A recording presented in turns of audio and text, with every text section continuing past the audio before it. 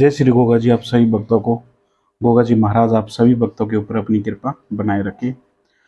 नवमी पर व्रत कैसे रखा जाता है, नवमी की संपूर्ण व्रत विधि, क्या नहीं खाना चाहिए, तो इस वीडियो के माध्यम से मैं आप सभी भक्तों को बताऊंगा कि गोगा जी के भगत बाबा के नाम का व्रत कैसे रख सकते हैं, कैसे व्रत रखना है, कैसे बाबा की पूजा करनी है। इस वीडियो में मैं आपको पूरा बताऊंगा, तो कृपया वीडियो को पूरा देखिएगा और वीडियो को कहीं से कट मत कीजिएगा, क्योंकि आप इस वीडियो को पूरा देखेंगे तभी बाबा का व्रत कर पाएंगे। शुरू करते हैं। आपको गोगा जी व्रत, गोगा नवमी, महीने में 2 नवमी आती है, तो नवमी पर आपको गोगा जी का व्रत रखना है। जैसे आप पूजा स्थान पर बैठोगे तो आपको दीपक जलाना होगा। शुद्ध रूप से पीले वस्त्र धारण करके पूजा स्थान पर बैठ जाए तो तब आपको क्या क्या लेना चाहिए।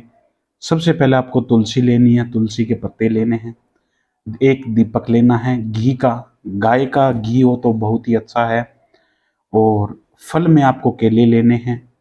और उसके साथ साथ पूजा स्थान पर घंटी होना बहुत जरूरी है, क्योंकि घंटी के बगैर भगवान जागृत नहीं होते हैं। एक लोटे में जल डालकर जरूर रखें।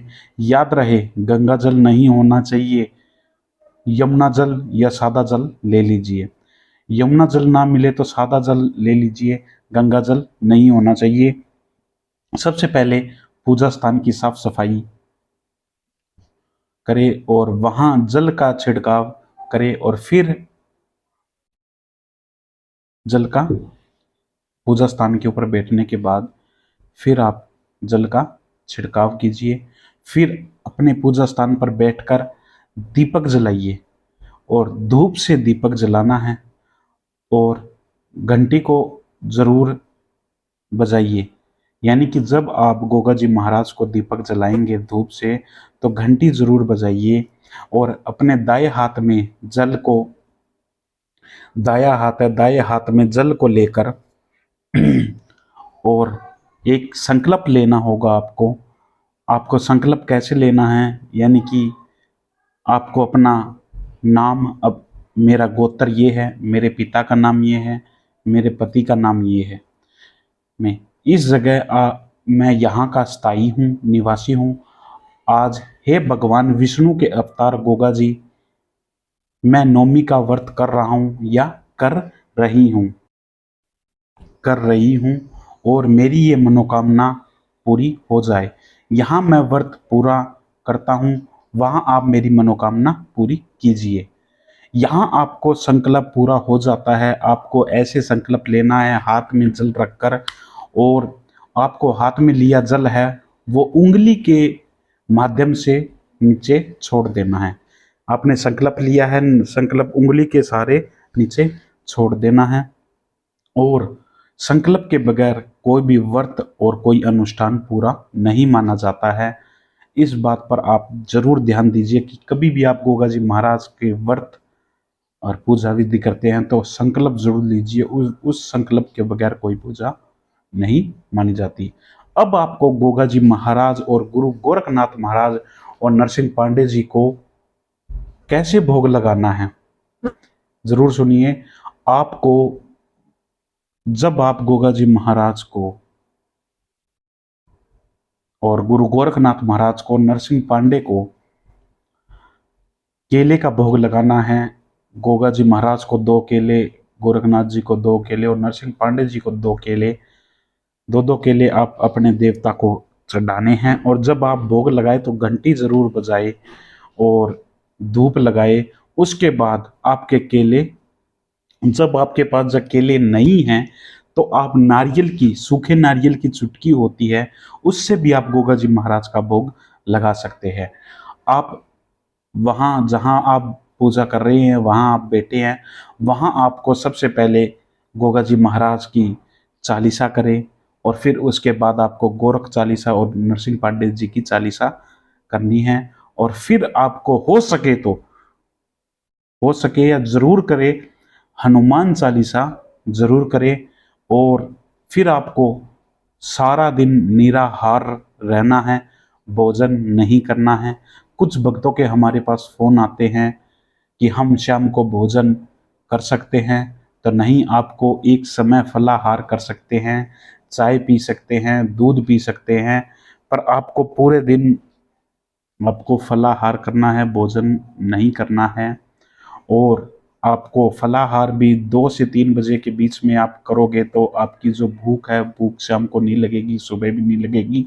और ध्यान रहे कि आपको किसी भी प्रकार का नशा नहीं करना है। याद रहे, शुद्ध ब्रह्मचारी का पालन करना है और हो सके तो धरती के ऊपर आपको सोना है। व्रत आपको करने के बाद आपको धरती के ऊपर सोना है और सुबह उठकर आपको सबसे पहले माँ धरती को नमस्कार करना है। नमस्कार करने के बाद फिर आपको नहा धोकर और शुद्ध होकर आपको अपने पूजा स्थान के ऊपर बैठना है। सबसे पहले आपको एक उपला लेना है, गरम किया हुआ जला हुआ उपला। उपला लेने के बाद फिर आपको दीपक लगाना है। दीपक घी का दीपक होना चाहिए। दीपक लगाने के बाद फिर आपको धूप से उस दीपक को जलाना है। जलाने के बाद जो उपला था वो दीपक के पास रखकर सबसे पहले आपको 2 या 3 बूंद घी की उस उपले के ऊपर डालने हैं। डालने के बाद गोगा जी महाराज स्वयं आपके सामने आ जाएंगे, प्रकट हो जाएंगे और आपको यही कहना कि बाबा, मैंने आपके नाम का व्रत किया था, आप मेरी मनोकामना पूर्ण जरूर करना। और फिर बाबा आ जाए, उपले पे जोत पर आ जाए। फिर आपको जो आपने भोग बनाया हुआ है गोगा जी महाराज का, आप हलवे का भोग बना सकते हो, आप पूरी छोले का भोग बना सकते हो, आप चूरमे का भी भोग बना सकते हो। वो आप गोगा जी महाराज को वैसे उपले के ऊपर भोग लगा दीजिए। लगाने के बाद आपका जो व्रत है वो पूर्ण हो जाएगा। फिर आप भोजन कर लीजिए। और आपको क्या करना है, यानी कि जो उपला है, उपले की थोड़ी सी जो विभूति है वो लेकर आपको अपने एक लोटे जल के अंदर डालकर पूरे घर के अंदर छिड़काव कर देना है, छिंटा लगा देना है। लगाने के बाद जो आपका व्रत है वो संपूर्ण हो जाएगा। और गोगा जी महाराज का आप एक बार ऐसे व्रत करके ज़रूर रखिए, आपकी मनोकामना ज़रूर पूर्ण हो जाएगी। और मैं यही कहना चाहूँगा कि और आप किसी के बहकावे में आकर कोई गलत नशा पदार्थ बाबा को ना चढ़ाए। ऐसी चीज़ें चढ़ाने से आपको बहुत ज़्यादा नुकसान होगा, पाप के भागी बनेंगे, आपके सब काम बंद हो जाएंगे। फिर आप ऐसे ही घूमते रहोगे, फिर भी गोगा जी महाराज कुछ नहीं कर पाएंगे। ऐसे गोगा जी महाराज को भोग लगाइए और बाबा का व्रत रखिए। और जो भी कमेंट के अंदर आपको जो भी जानकारी चाहिए तो आप वीडियो के कमेंट के माध्यम से आप जानकारी ले सकते हैं और गोगा जी महाराज आपकी सब मनोकामना पूर्ण करेंगे। जय श्री गोगा जी, जय श्री नरसिंह पांडे जी। और बाबा आप सभी भक्तों के ऊपर अपनी कृपा बनाए रखें।